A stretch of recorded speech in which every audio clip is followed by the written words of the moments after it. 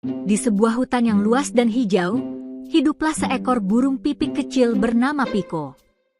Tubuhnya mungil, sayapnya pendek, dan suaranya tidak sekeras burung lain. Karena itu, Piko sering merasa rendah diri. Saat burung elang terbang tinggi di langit, Piko hanya bisa melihat kagum dari bawah. "Ah, andai aku sebesar elang," gumamnya sedih. "Pasti semua hewan akan kagum padaku." Suatu pagi, seluruh penghuni hutan berkumpul di bawah pohon beringin besar. Raja hutan mengadakan lomba mencari buah emas yang tumbuh di pohon tertinggi di bukit seberang.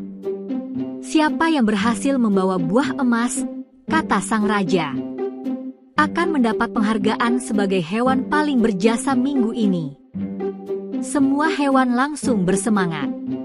Elang mengepakkan sayap dengan percaya diri.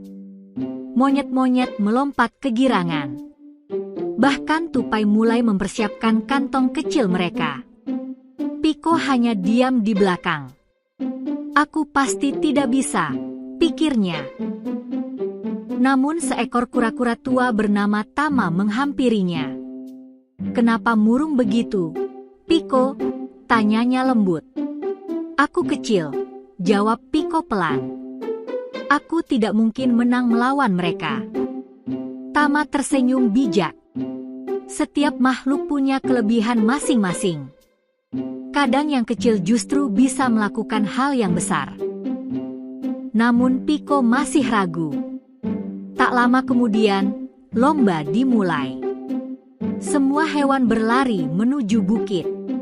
Elang langsung terbang tinggi menembus awan. Monyet memanjat pohon dengan cepat. Rusa berlari paling depan melewati jalan berbatu. Piko ikut terbang pelan dari belakang.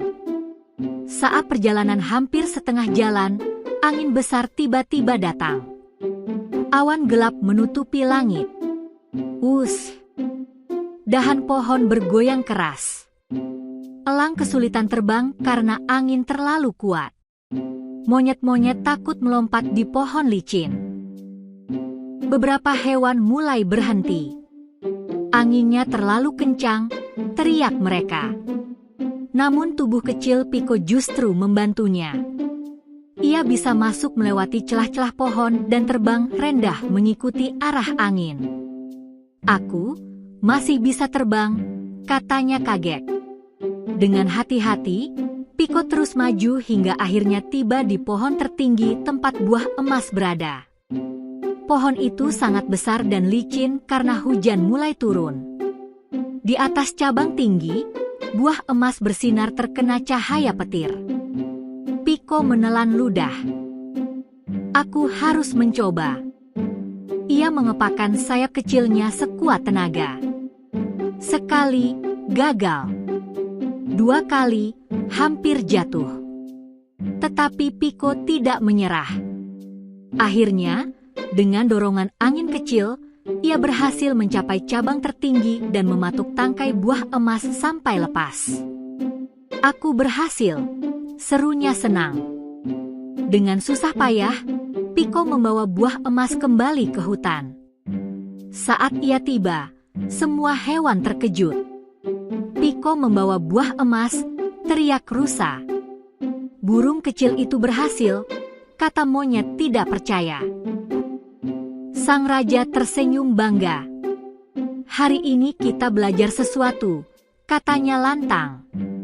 "Keberhasilan bukan ditentukan oleh ukuran tubuh atau kekuatan besar, tetapi oleh keberanian dan ketekunan."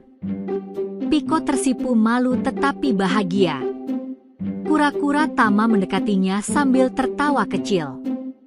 "Nah, sekarang kau tahu bahwa dirimu juga istimewa." Piko mengangguk pelan. Untuk pertama kalinya, ia merasa bangga menjadi dirinya sendiri. Sejak hari itu, Piko tidak lagi iri kepada hewan lain.